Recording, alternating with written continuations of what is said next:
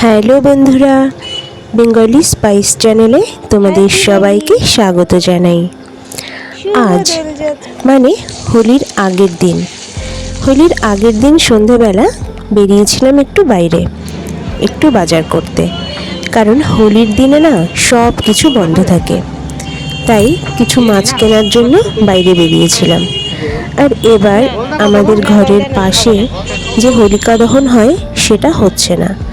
তবে বাজার থেকে ফেরার পথে দেখলাম স্টেডিয়ামে হোলিকা দহন হচ্ছে।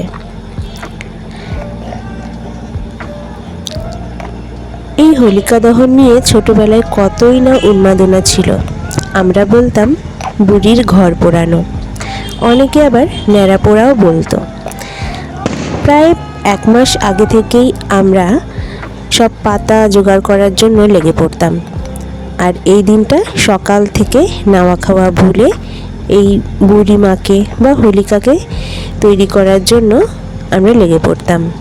আর তারপরে এই আগুনের ভিতরেই দিতাম রাঙা আলু, নারকোল, আরও অনেক কিছু। হোলিকা দহন শেষে সেই সব পোড়ানো জিনিসগুলো ভীষণ মজা করে খেতাম। আমরা তো রীতিমতো কাড়াকাড়ি শুরু করে দিতাম কে কতগুলো পাই। তবে বড়রা ভীষণ সাবধান করতো, যতক্ষণ না আগুন নিভে একদম ঠান্ডা হয়ে যেত ততক্ষণ আমাদেরকে যেতে দিত না। আর ততক্ষণ আমাদেরকে শান্ত রাখতো মিষ্টি খাইয়ে। হোলিকা দহন শেষ হওয়ার পরে আমরা সবাই জিলিপি খেতাম।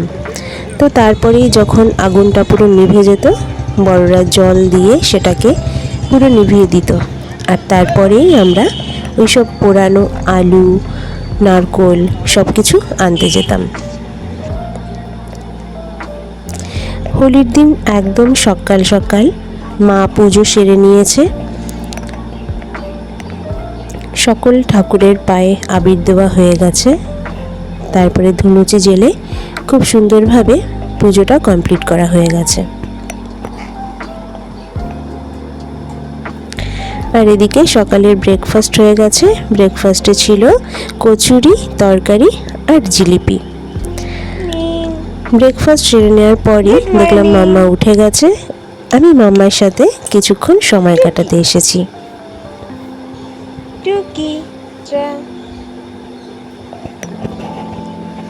মাম্মা টুকি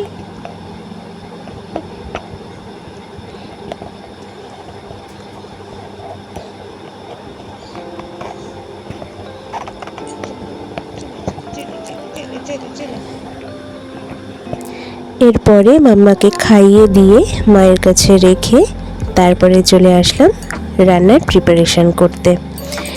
এখানে আমি পমফ্রেট মাছ নিয়েছি। পমফ্রেট মাছগুলোকে তাওয়া ফ্রাই করব। এই জন্য নুন, হলুদ আর গোলমরিচ গুঁড়ো আমি পমফ্রেট মাছের গায়ে মাখিয়ে নিচ্ছি। এটা ছিল ফার্স্ট ম্যারিনেশন।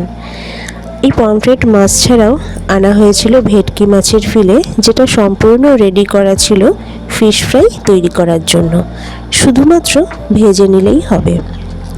তো ফার্স্ট ম্যারিনেশন হয়ে যাওয়ার পরে আমি সেকেন্ড ম্যারিনেশন রেডি করছি। এর ভেতরে রয়েছে টক দই, কাশ্মীরি লঙ্কা গুঁড়ো, লাল লঙ্কা গুঁড়ো, সামান্য তন্দুরি মশলা, নুন, হলুদ।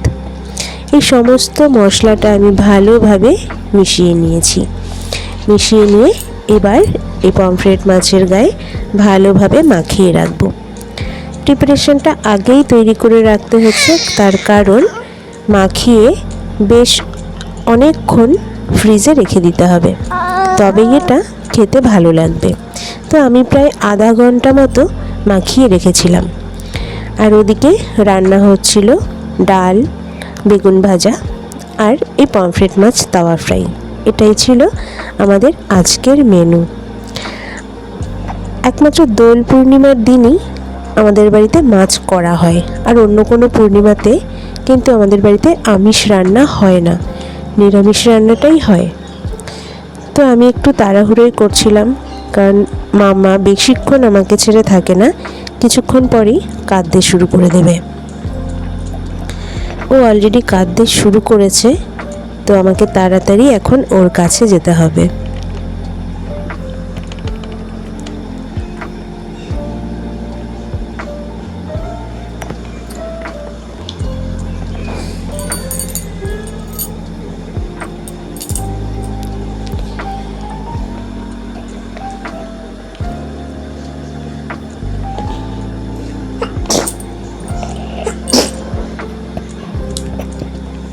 মাম্মা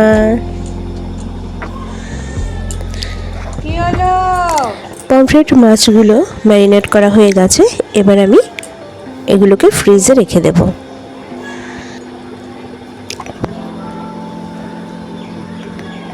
প্রায় আধা ঘন্টার মতো ফ্রিজে রেখে দিয়েছিলাম। আর এদিকে আমার হাজব্যান্ড বানিয়ে দিয়েছিল লস্যি।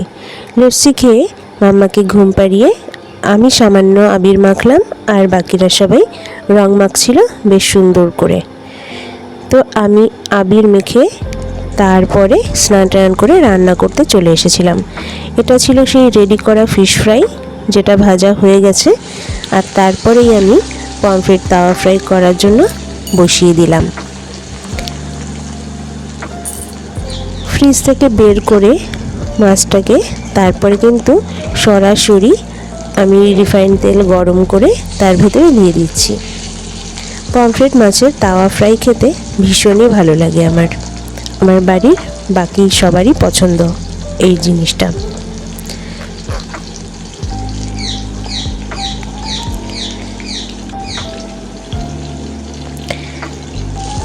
এবছর আমার মাম্মার প্রথম হোলি, কিন্তু এবছর ওকে আমরা একটুও আবির বা রং কিছুই মাখাইনি, কারণ অনেকটাই ছোট।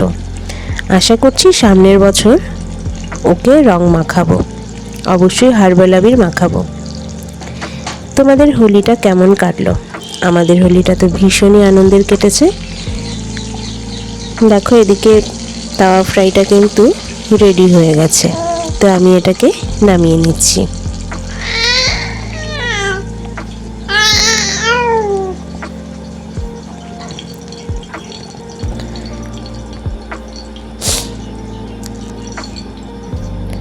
আমার তাওয়া ফ্রাই বানাতে বানাতে বাকি সবাই কিন্তু স্নান টান করে ঘরে চলে এসেছে। সবাই এখন ভীষণ ক্ষুধার্ত, ভীষণ খিদে পেয়েছে। তাহলে এখন আমরা দুপুরের লাঞ্চটা সেরে নিই। আজকের ভিডিওটা এই পর্যন্তই। কেমন লাগলো অবশ্যই জানাবে।